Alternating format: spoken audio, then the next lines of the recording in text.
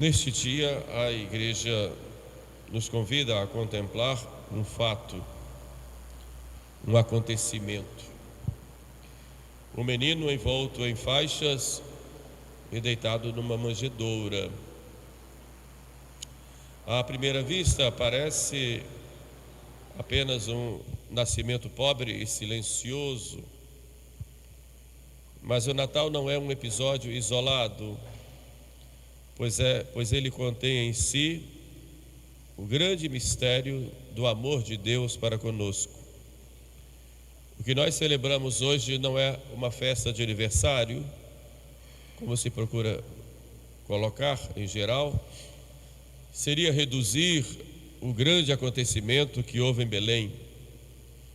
Mas o que celebramos hoje é uma festa, sim, mas a festa do amor de Deus que procura o homem para estabelecer com o homem uma aliança.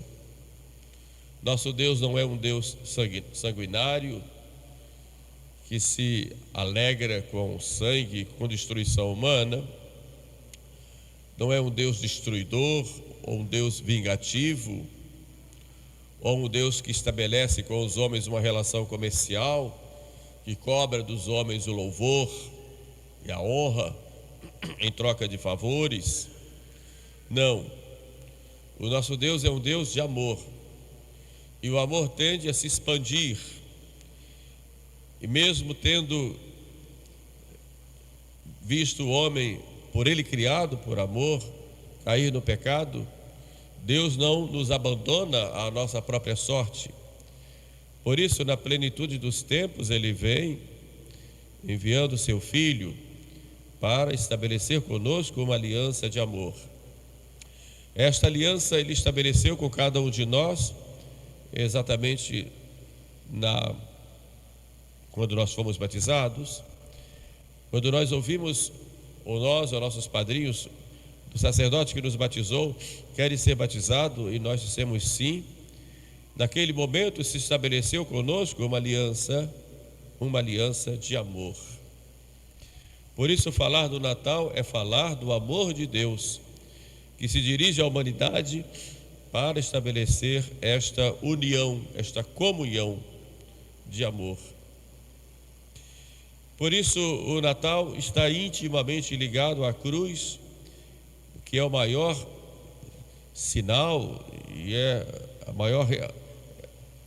o auge da realização deste amor, e na Eucaristia, que continua manifestando esse amor até o fim dos séculos. O mesmo Cristo que nasce em Belém, nascerá sacramentalmente em cada altar. O mesmo corpo colocado na manjedoura será oferecido na cruz. É o início visível do sacrifício redentor que se consumará na cruz e que se perpetuará no altar e que está ali no presépio. O mesmo sangue que corre de suas veias como menino será derramado por nós e nos dado na Eucaristia como bebida de salvação. Belém, Calvário e altar não são três mistérios separados, mas um único mistério de amor levado até o extremo, e levado ao extremo até o fim dos séculos. Por isso, nessa homilia, gostaria de refletir esses três pontos. Primeiro, o presépio, que já anuncia o sacrifício. Depois, o Calvário, onde se realiza esse sacrifício. E o altar, onde se perpetua este sacrifício do amor de Deus para conosco. O Evangelho nos mostra que o Filho de Deus nasce na pobreza. Não há palácio, não há conforto, não há honra humana. Ele é colocado numa manjedoura, o sinal claro de humildade e de abaixamento. Não nasce em Jerusalém. Onde estão ali os sacerdotes na gruta? Onde estão os escribas? Onde estão os doutores da lei? Onde está o grande rei Herodes? Não. Ali na gruta tem um casal, Maria e José. Segundo a tradição, um boi e um burro. E na hora de ir ao encontro deste nascimento, encontramos pastores. O Papa São Leão Magno dizia que a humildade do nascimento do Senhor é a instrução da nossa fé e a sua pobreza é a riqueza da nossa salvação. Belém nos ensina, Belém nos instrui, Belém nos mostra o que é mais importante na vida humana. Não são as riquezas, não são as glórias do mundo, não são os prazeres. Isto que a cultura moderna procura colocar como máximas, não é para nós. Belém nos ensina que nós vamos contra a cultura dominante, quando a cultura nos impõe o poder, o prazer e o dinheiro como razões para a vida. Não, tudo isso passa. Belém nos ensina que é na pobreza, na simplicidade, na humildade, no despreendimento das coisas do mundo que encontramos a verdadeira paz, a verdadeira alegria e a felicidade. Mas a quem Cristo quer conquistar? Onde ele quis nascer? Santo Afonso escreve: Jesus escolheu nascer pobre para conquistar os corações humildes e afastar os soberbos.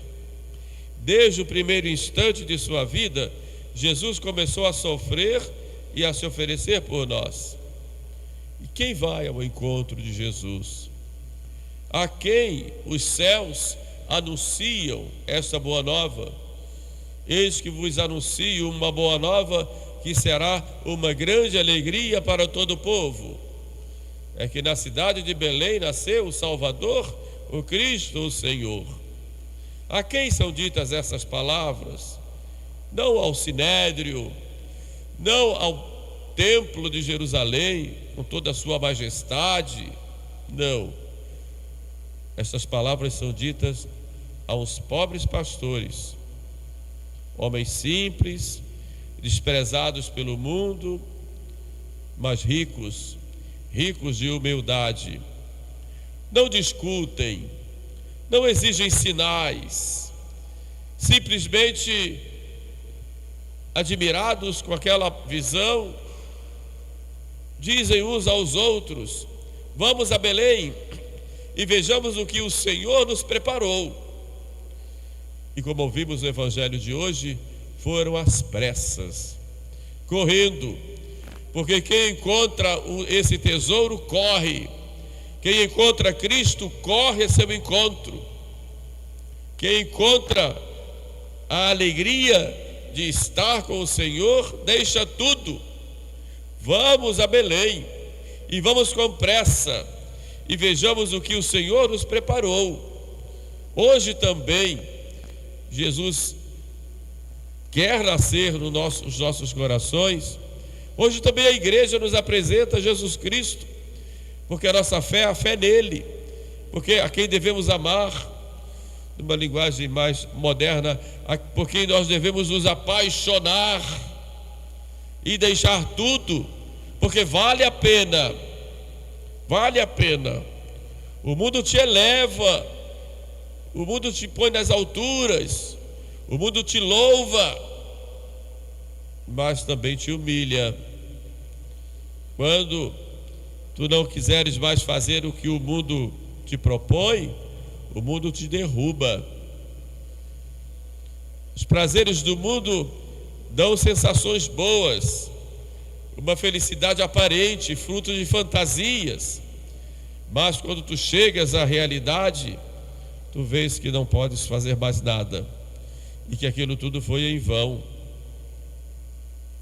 O mundo te oferece muitos bens, muito conforto, muitas facilidades, e é bom que nós as tenhamos, desde que saibamos usar bem, mas nada disso traz a verdadeira alegria. traz a verdadeira felicidade. Procuremos, por exemplo, nos melhores hospitais do Rio de Janeiro, ou nos melhores hospitais do mundo.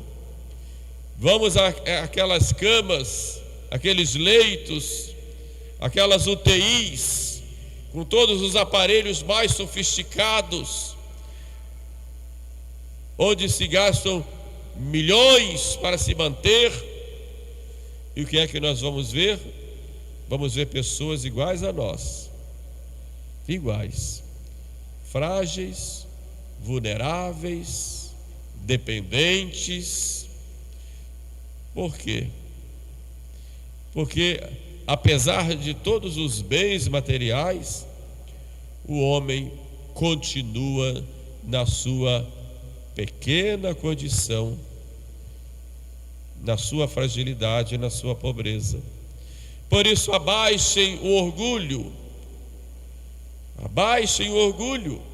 abaixem a sede desordenada de prazer, de poder e de dinheiro. Abaixem, digam não, eu quero algo muito maior. É lá na gruta que eu vou encontrar esse tesouro que é Jesus. Mas esse tesouro já me chama a atenção para a dor, para o sacrifício. As faixas que envolvem o menino já vão me recordar os panos do sepulcro. A pobreza do presépio já antecipa o despojamento da cruz. A madeira da manjedoura já me aponta para a madeira do Calvário. São Gregório de Nissa dizia: aquele que nasce envolto em faixas prepara-se para ser envolvido nos laços da morte, para libertar o homem da corrupção. Natal não é apenas ternura. Natal já é o início consciente da nossa redenção. Conta-se que São Francisco de Assis, ao preparar o primeiro presépio, chorava ao ver o menino Jesus deitado na palha. E quando lhe perguntavam o porquê, ele respondia: choro porque ele nasceu para morrer por mim. Então, o nascimento de Cristo, Belém e Calvário estão muito próximos. O menino de Belém nasce para ser Cordeiro de Deus. Os anjos cantam glória, mas esse canto ecoará anos depois no silêncio do Calvário. Lá no Horto das Oliveiras, nós temos um anjo não cantando, mas um anjo consolando. O presépio já contém o anúncio da cruz. As faixas que envolvem o menino lembram os panos do sepulcro. E no Natal, Cristo começa a sua oblação. No Calvário, ele consuma essa oblação. Mas é o mesmo amor, a mesma entrega, o mesmo Cordeiro. Maria Santíssima acompanha todo esse mistério. Ela que o oferece ao mundo em Belém, oferece-o novamente ao Pai aos pés da cruz. Maria acompanha sempre esse mistério. Em Belém, ela nos dá Jesus. Na cruz, ela dá Jesus ao Pai. E ela, como mãe, participa da dor de Jesus, participa da nossa redenção. Assim, Maria se torna o grande modelo de toda alma que quer receber e oferecer a Cristo. E Santo Agostinho exprime com muita profundidade: o mesmo Cristo que foi colocado na manjedoura, foi suspenso na cruz, nasceu para sofrer e sofreu para nos salvar. O mesmo corpo que foi nutrido pelo leite de Maria foi entregue pela salvação do mundo. No Natal, Deus se torna vulnerável. Na cruz, ele se torna obediente até a morte. mas em ambos os momentos o amor é o mesmo. O amor que se abaixa e que se inclina até nós. Maria, nos ensina que amar é entregar, mesmo quando dói. E como dói essa entrega tantas vezes. Porque nós vemos tanta gente afastada de Deus hoje, porque o homem se animalizou, foge da dor e busca o prazer. Foge da dor e busca o prazer. Não dá um sentido à dor. A dor tem um sentido? Não dá. Foge da dor e busca o prazer. E o Belém e Calvário nos mostram a grandeza do sacrifício, a grandeza do amor, que vai acima de toda dor, de todo prazer, que vai acima de todas as vicissitudes que podemos ter. É sempre o mesmo amor. E esse amor que se apresenta a nós em Belém, que chega ao auge na cruz, ele continua na história humana no altar. A Eucaristia é o Natal que continua. O mistério não termina na cruz. Aquilo que começou em Belém, que se consumou no Calvário, permanece vivo na Eucaristia. Belém significa casa do pão. Não é por acaso que o menino nasce no lugar que já anuncia: eu sou o pão vivo que desceu do céu. Não foi por acaso que aquele corpo frágil foi colocado numa manjedoura, o lugar onde os animais comiam, porque ele quer ser o nosso alimento. Alimento que nos dá vida, alimento que nos une a ele. Quem come a minha carne e bebe meu sangue, permanece em mim e eu nele. Ninguém tem maior amor, ele diz, do que aquele que dá a vida. E ele nos dá a vida. Nos deu a vida vindo ao mundo, nos deu a vida morrendo na cruz, e nos dá a sua vida cada vez que diante dele o recebemos na Eucaristia. São João Crisóstomo nos ensina: aquele que se deixou tocar na manjedoura, deixa-se tocar no altar. Aquele que foi visto pelos pastores é recebido hoje pelos fiéis. O mesmo Jesus. Na Eucaristia, Jesus continua a se fazer pequeno, silencioso, escondido sob as espécies de pão e de vinho. O Deus que não encontrou lugar na hospedaria continua esperando encontrar lugar nos nossos corações. Para vir ao mundo, as pedras se abriram para acolhê-lo, porque os homens se fecharam. Hoje, quantos corações são de pedra que não se abrem para acolher Jesus? Assim como Maria envolveu Jesus em faixas e o colocou na manjedoura, o sacerdote, em cada Santa Missa, envolve o corpo de Cristo no corporal e o coloca sobre o altar. É o mesmo gesto de amor, repetido sacramentalmente. Como podemos receber esse menino neste Natal? Há algumas condições, e ele próprio nos ensina naquela gruta. Em primeiro lugar, é necessária a humildade. Deus não entra num coração orgulhoso. A humildade é a porta por onde Deus entra na alma. Quem se julga cheio não deixa espaço para que Jesus entre. Se você acha que você se basta, não tem lugar para Jesus na sua vida. Mas se você acha ou se considera frágil, pobre e necessitado, aí Jesus entra para preencher. Por isso é necessária, além da humildade, a pobreza de espírito. Jesus nasce pobre para ser recebido por quem não confia em si mesmo, mas confia em Deus. Bem-aventurados os pobres de espírito, porque deles é o reino dos céus.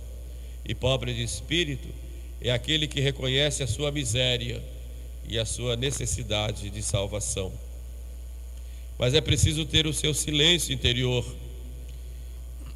Quando você procura muito barulho, está procurando preencher o vazio que só Jesus pode preencher.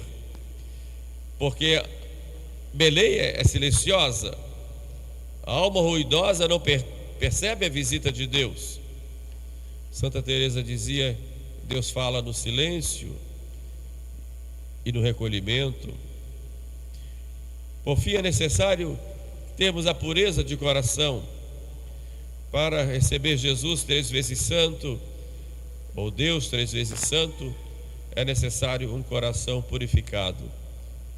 Por isso, é preciso se libertar daquelas amarras que impedem que recebamos a Jesus. Assim, o Natal será não apenas a celebração externa de uma mesa farta, com comidas, bebidas, com troca de presentes, mas o Natal será um verdadeiro nascimento de Jesus em nós, hoje e sempre. Belém, Calvário e altar. Que Maria Santíssima, Mãe do Verbo encarnado, a mulher eucarística, nos ensina a receber Jesus com fé, com humildade, com pureza, com simplicidade e, sobretudo, com muito amor, para que Ele encontre em nós uma morada viva. Louvado seja nosso Senhor Jesus Cristo.